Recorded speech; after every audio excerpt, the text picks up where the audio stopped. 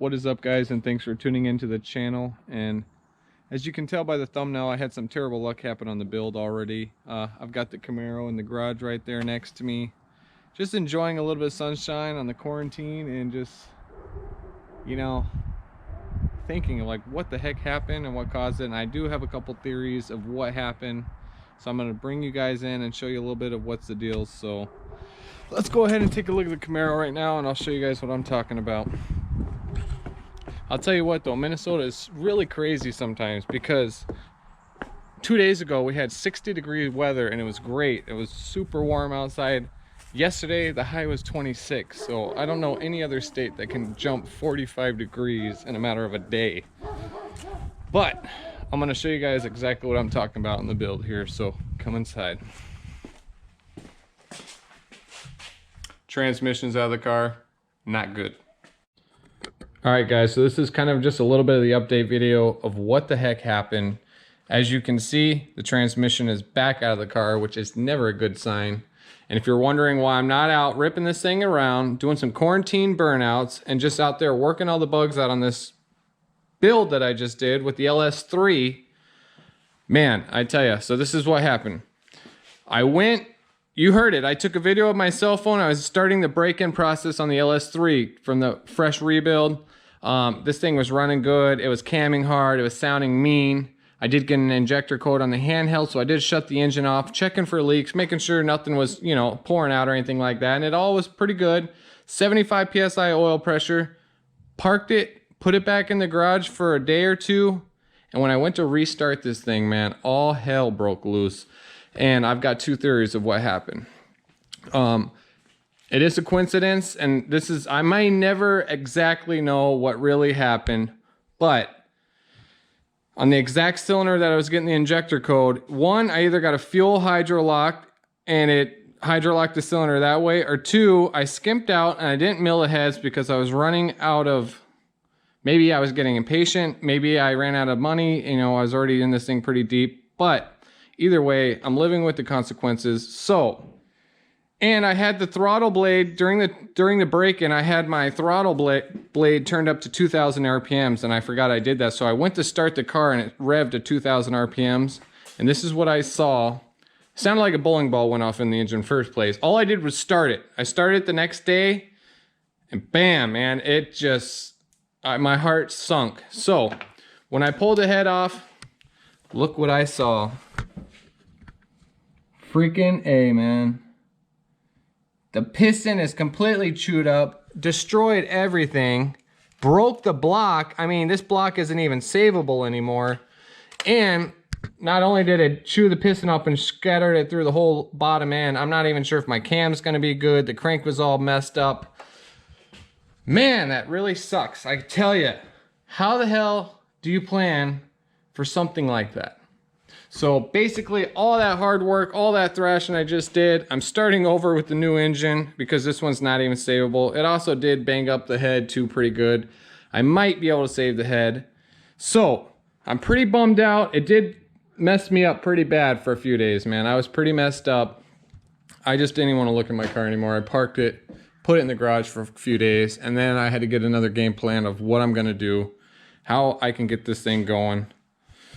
And so that leads me to this point.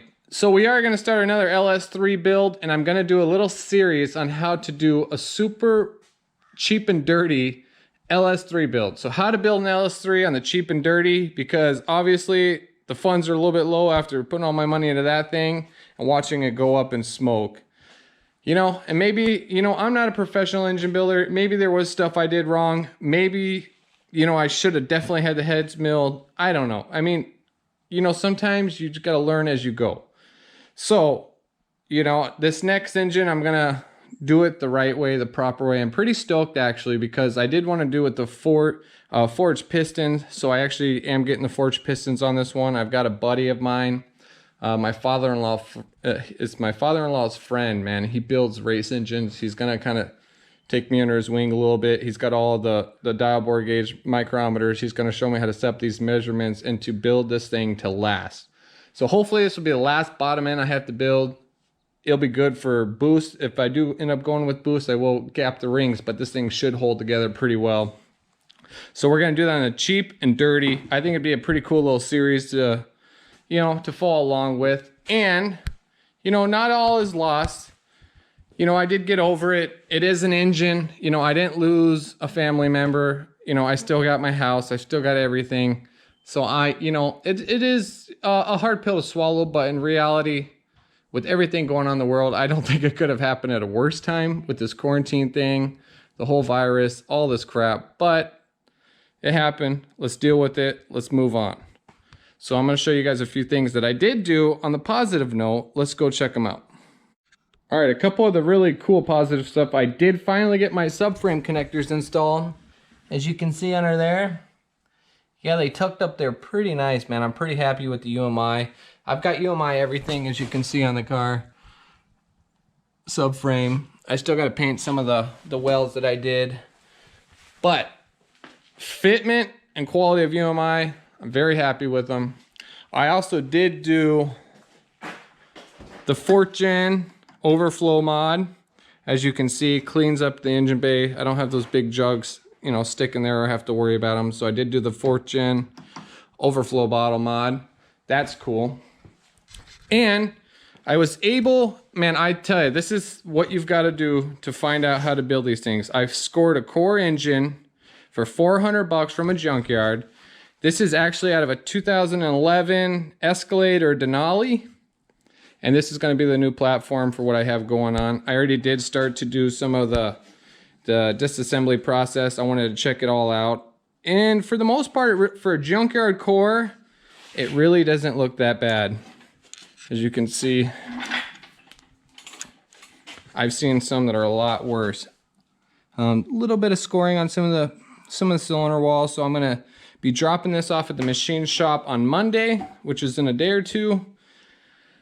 Get it cleaned. We're gonna go through. Here is one of the pistons. I did pull out a piston, and I dropped it in my Berryman chem dip. That stuff works great, man. I'll take a junkyard piston and make it look new. Look at that. So, and as you can see, there's some scratching on some of the skirts. And a little bit right here. So these are the actual updated pistons. And I'll show you guys a little bit of cool ways on how to know what block you have from a junkyard. If it's an 07 L92 or if it's an 09 to 010. I think it's called an L9H or the L94. So this is actually an L94 block. It's the 2011 and up, and it might even be to the current. I'm not 100% sure on that too. So these do have the upgraded pistons. It did have the VVT, which most of them do, and it had, as you can tell, the DOD, displacement on demand. So I am going to be deleting all the DOD stuff. Going to be deleting the VVT. Gonna lock the timing in. Hopefully I can still use the cam that I had in here. If not, that's gonna really suck. And we're gonna have a cool little series on how to build an LS3 in the cheap and dirty. And, oh, here's the head too from that cylinder. I did clean most of it up. I was able to get some of the scuffing up, but there is still some damage. I'm gonna drop this at the machine shop too and see if it's savable. I hope it is. I think it might be able to run it still and not have to worry about it, but that's just kind of where we're at. So we're down, we're not out, and we're gonna have some cool stuff. Cool, I guess gotta start over again, right? What do? I'm not gonna give up. Starting over again. I heard the rumble of the LS3, and I've gotta have an LS3. That's all that's what I've got my heart set on. So we're gonna get this thing going and show you guys some cool stuff. So stay tuned. If you haven't done so already, subscribe to the channel, like this video, leave a comment, and you know the deal. So let's get busy on rebuilding this damn thing. We'll have it done here in a few weeks, and we're gonna get it in and get it out. So that's kind of the update video of where we're at. This thing's still gonna be a ripper. Although I hope the car shows do open up here in the next few weeks and everything isn't on lockdown. So all right, guys, thanks for watching. Deuces.